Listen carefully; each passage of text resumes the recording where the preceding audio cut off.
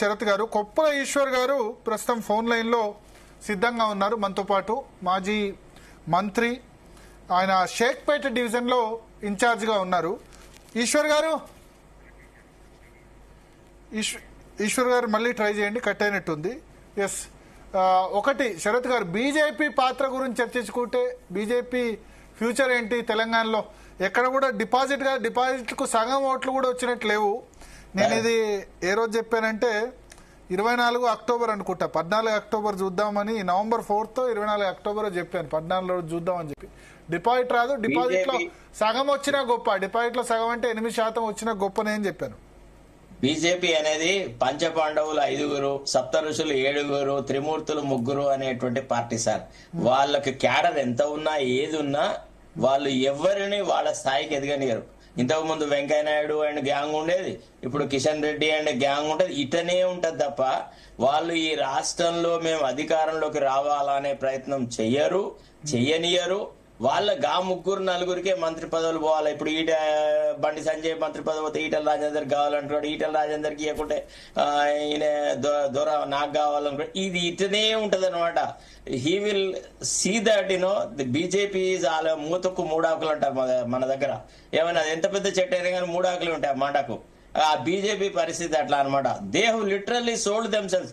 Actually ఎందుకండి ఒక national party, ruling party అయిన వాళ్ళు ఒక మంచి అభ్యర్థిని ఎన్నుకొని పోటీ కొట్టి, వాళ్ళు నిజంగా ఒక మంచి బీసీ మేధావిని, ఒక ఇంటెలెక్చువల్, ఒక సంవాటి న్యూట్రల్ గా ఉన్న పర్సన్ బీజేపీ పెట్టి మద్దతు ఇచ్చుంటే ఇవాళ బీఆర్ఎస్ ఇంత ఎగురునా లేకపోతే కాంగ్రెస్ ఇంత ఎగురునా? Were they serious about winning this seat?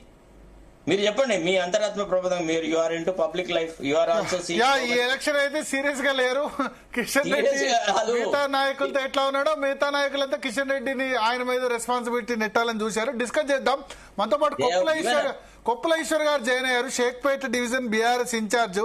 Koppula Eshwar garu, ఏంది ఓవరాల్ పోలింగ్ చూస్తే ఏమనిపిస్తుంది మీకు? ఎగ్జిట్ పోల్స్ అయితే బీఆర్ఎస్ గెలవదని చెప్తున్నాయి.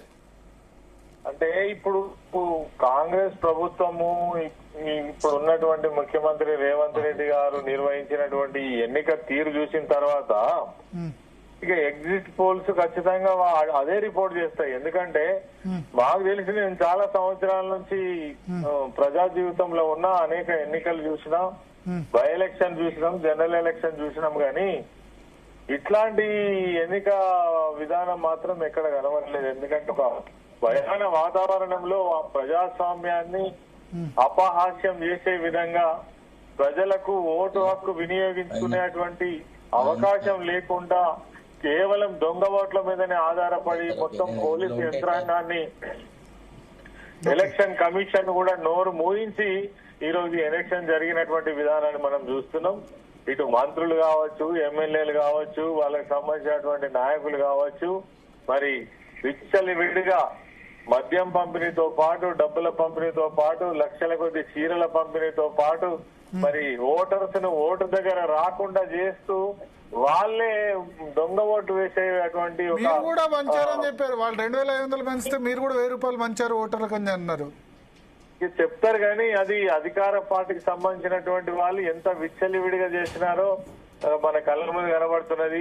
100,000 సంఖ్యలో ఫేక్ ఐడి కార్డులు, తర్వాత పోలీస్ యంత్రాంగం అంతా కూడా చేతులు ముడుచుకొని వాళ్ళు ఏం చేస్తే అది చూసుకుంటూ కూర్చున్నటువంటి పరిస్థితి. మనం ఎన్ని ఆధారాలతోటి ఎన్ని కంప్లైంట్స్ ఇచ్చినా పట్టించుకున్నటువంటి పరిస్థితి, ఒక్క చర్య తీసుకున్నటువంటి పరిస్థితి, ఒక్క పోలీస్ అధికారిని కూడా కనీసం హెచ్చరించలేనటువంటి పరిస్థితి ఎన్నికల కమిషన్ ను చేసినటువంటి పరిస్థితి చూసినాం. మరి ఎగ్జిట్ పోల్స్ లో ఆ విధంగా రాకపోతే ఏమొస్తుంది? అసలు ఎవరినైనా ఓటర్ను ఓటు వేసుకునేటువంటి స్వేచ్ఛ ఉందా? మీ షేక్పేట డివిజన్ లో ఎవరికి మెజారిటీ వస్తుంది, కాంగ్రెసా బీఆర్ఎస్? వీళ్ళు ఎంత ఏం చేసుకున్నప్పటికీ కూడా ప్రజలు ఈ ప్రభుత్వం మీద తీవ్రమైనటువంటి వ్యతిరేకత ఉన్నారు. వాళ్ళు ఎవరిని కదిలించినా ప్రభుత్వ విధానం చాలా దారుణంగా ఉంది. ఈ 22 నెలల్లో ఈ ప్రభుత్వం ప్రజలకు చేసింది ఏం లేదు, ఇచ్చిన వాగ్దానాలు నెరవేర్చింది లేదు. కాబట్టి ఈ ప్రభుత్వానికి ఒకసారి బుద్ధి చెప్పాలి అనేటువంటి విధానంతో ప్రజలు ఉన్నారు. వీళ్ళు ఎన్ని ఆగడాలు చేసినా, ఎంత ఇబ్బంది పెట్టినా ప్రజలు మాత్రం స్వేచ్ఛగా మరి బీఆర్ఎస్ పార్టీకి ఓటు వేసే వాళ్ళైతే వాళ్ళు తప్పకుండా వేస్తారు. మాకు షేక్పేట్ డివిజన్ లో తప్పకుండా బీఆర్ఎస్ పార్టీకే మెజారిటీ వస్తుంది అనేటువంటి నమ్మకం. మీరే ఎన్నిక కరెక్ట్ జరగలేదంటారు, మరి మెజారిటీ ఎట్లా వస్తుంది? అంటే ఎన్నిక జరగలేదంటే మాకు వాళ్ళు ఎన్ని ఇబ్బందులు పెట్టినా బీఆర్ఎస్ పార్టీకి ఓటు వేసే వాళ్ళ మనసు మాత్రం మార్చలేరు. కాకపోతే వాళ్ళు ఇక్కడ ఎప్పటి నుంచో ఒక అలవాటు, ఏది బోకస్ ఓట్లు వేయడము, రిగ్గింగ్ చేయడము, బూతులలో ఉన్నటువంటి ఏజెంట్లందరినీ బెదిరించడము, ఎన్నికల అధికారులను బెదిరించడం అనేటువంటిది ఇలా ప్రభుత్వం కావచ్చు, వాళ్ళకి సహకరించినటువంటి వాళ్ళ మిత్రపక్షం కావచ్చు, ఇంకా సహకరించినటువంటి బీజేపీ కావచ్చు, అందరు కలిసి బీఆర్ఎస్ పార్టీనే కదా టార్గెట్ చేసేది. కాబట్టి అయినా ప్రజలు ఎవరైతే వచ్చి ఓటు వేసిందో తప్పకుండా బీఆర్ఎస్ పార్టీకి అనుకూలంగా ఉంటది. మరి మాకు మంచి మెజార్టీ వస్తుందని నేను భావిస్తున్నాను. ఎంత మెజార్టీ రావచ్చు మీ ఉద్దేశంలో షేక్పేట డివిజన్ లో? అంటే షేక్పేట డివిజన్ లో దాదాపుగా ఇప్పుడు పోలింగ్ పర్సెంటేజ్ చూసినట్టయితే 46, అప్పుడెప్పుడో 5 o'clock చెప్పినట్టారు 50 దాటిందా మరి లేదు. అంటే టోటల్ పోలింగ్ 50 దగ్గరలో ఉంది, బట్ ఓన్లీ షేక్పేట్ డివిజన్ లో కూడా అంతే ఉందా, ఎక్కువ ఉందా తక్కువ ఉందా? అంటే దాదాపు అంతే ఉన్నట్టుగా తెలుసు. మాకు మాత్రం తప్పకుండా కొంత మెజారిటీ వస్తుంది. లాస్ట్ టైం కాంగ్రెస్ కు మెజారిటీ వచ్చినట్టుంది షేక్పేట్ లో.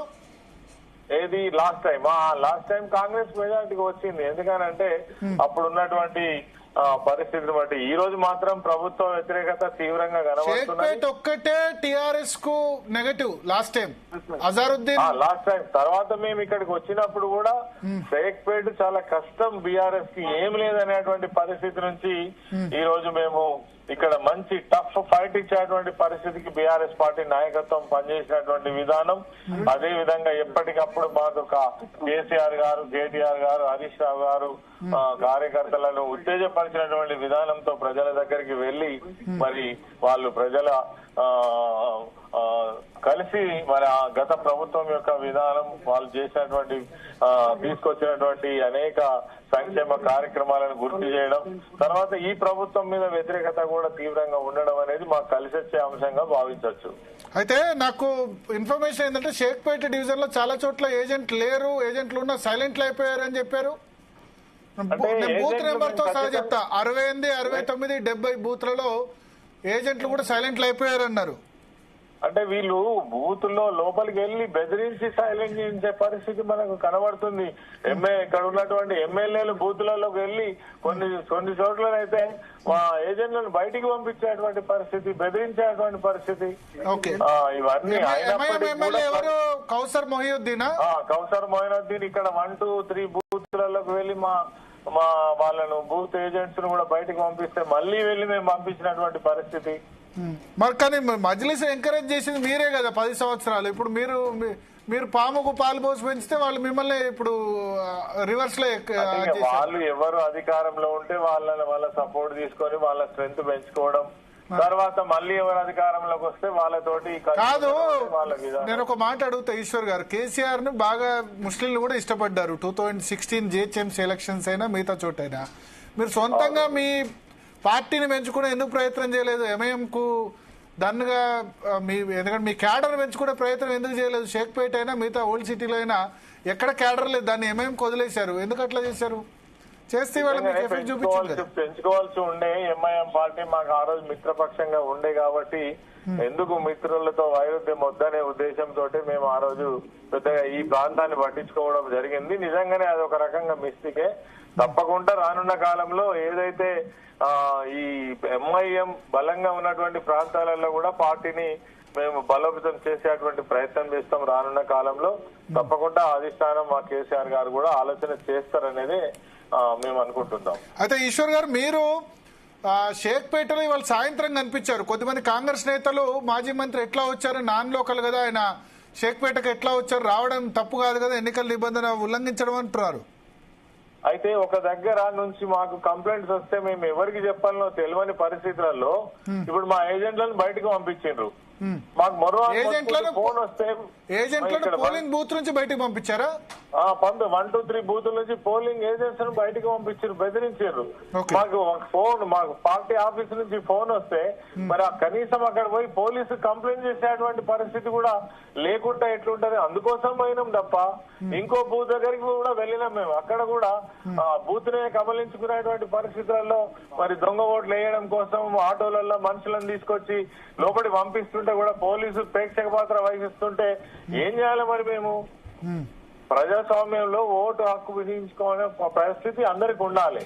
ఈ రోజు పెట్టినటువంటి సెక్షన్ ఓన్లీ బీఆర్ఎస్ పార్టీ కోసమే, వాళ్ళకి కాదా?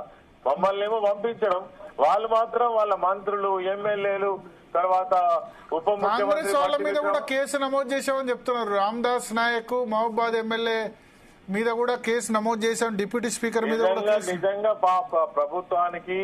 ప్రభుత్వానికి అయితే ఎట్లా చిత్తశుద్ధి లేదు. పోలీసులు కనీసమైనటువంటి మరి ఆ విధానాలు పాటించాలనుకుంటే ఎన్నికల నిబంధనలకు వ్యతిరేకంగా ఎవరు పనిచేసినా వాళ్ళ మీద ఖచ్చితంగా కేసులు కావాలి. అప్పుడే మరి పోలీసు నిజంగా వ్యవహరించినట్టుగా కనబడుతుంది. ఈ రోజు ఎలక్షన్ విధానం చూసినట్టయితే మాత్రం ఎక్కడైనా పోలీసులు చేతులు ఎత్తేసిండ్రు, ప్రేక్షక పాత్ర వహించిండ్రు. ఇలా ఏదైనా మొక్కుబడిగా కొన్ని కేసులు పెడితే పెట్టవచ్చు. ఏమిటో దాంట్లో ఇప్పుడైతే మీ ఏజెంట్లు మరి వాళ్ళు బూత్ నుంచి బయట పంపిస్తే ఎందుకు వచ్చారు? అంటే బెదిరిస్తే ఏం చేస్తారండి? బెదిరిస్తే ఏం చేస్తారు? వాళ్ళకి ఆ బూత్లలో 1, 2, 3 పోలింగ్ బూత్లలో ఎంత పోలింగ్ పర్సెంటేజ్ నమోదైంది? అదేమన్నా వచ్చిందా డేటా? అంటే ఆ పర్టికులర్ గా ఆ బూత్లలో ఇది వచ్చి ఉండొచ్చు కానీ నేను తీసుకోలేదు ఇప్పటిదాకా. బట్ అది సీసీటీవీలో క్యాప్చర్ అవుతుంది కదా, సీసీ కెమెరాల్లో. ఒకవేళ అట్లా బూత్ క్యాప్చరింగ్ జరిగితే డెఫినెట్ గా అవుతుంది. అది మాకు కంప్లైంట్ వస్తేనే మేము అక్కడికి వెళ్ళడం జరిగింది. మరి అంటే రీపోలింగ్ అడుగుతున్నారా అక్కడ షేక్పేట్ లో 1, 2, 3 బూత్లలో మీరు ఏదైతే చెప్పారో మీ ఏజెంట్లను పంపించేశారు? డెఫినెట్ గా మా లీగల్ టీమ్ తోటి మాట్లాడిన తర్వాత కేటీఆర్ గారు, హరీష్ రావు గారు మరి దాని మీద నిర్ణయం తీసుకుంటారు. చూడాలి. మేమైతే కంప్లైంట్ చేసినాం. సో ఇప్పుడు ఇంత జరిగినా షేక్పేట్ లో మెజారిటీ మీకు వస్తుంది అంటారు? వస్తుందని భావిస్తున్నాం. ఓవరాల్ గా జూబ్లీహిల్స్ ఓవరాల్ గా ఎట్లా ఉంది? ఓవరాల్ గా కూడా జూబ్లీహిల్స్ 7 డివిజన్ లో నాకు తెలిసి వీళ్ళు ఎంత ఆగం చేసినా, ఎన్ని ఇబ్బందులు పెట్టినా ప్రజల మనసునైతే మార్చలేరు. గతంలో ఏదైతే చాలా సంస్థలు మరి ఈ సర్వే రిపోర్ట్స్ ఇచ్చినటువంటి విధానంగా ఒక 4 to 6% మేము ఎక్కువ ఉంటుంది. కానీ వీళ్ళు డబ్బులు పంచిన విధానం కావచ్చు, చీరలు పంచిన విధానం కావచ్చు, భయపెట్టినవి, ఇవన్నిటికీ కొంత తగ్గుతుండొచ్చు. కానీ ఓవరాల్ గా ఖచ్చితంగా జూబ్లీహిల్స్ ఎలక్షన్ లో బీఆర్ఎస్ పార్టీ అభ్యర్థి సునీతనే గెలుస్తుంది అనేది మా అభిప్రాయం. ఓకే ఓకే ఓకే మాగంటి సునీతనే గెలుస్తే ఎంత ఓట్ల తేడాతో గెలవచ్చు? డెఫినెట్ గా ఒక 4%, 5% ఎక్కువ ఉండొచ్చు మేము అనుకుంటున్నాం. Okay okay okay okay thank you Koppula Eshwar garu. So మనతో పాటు సామల హేమ గారిని కూడా కనెక్ట్ చేయండి. పీసీఆర్ ఇవాళ ఆమె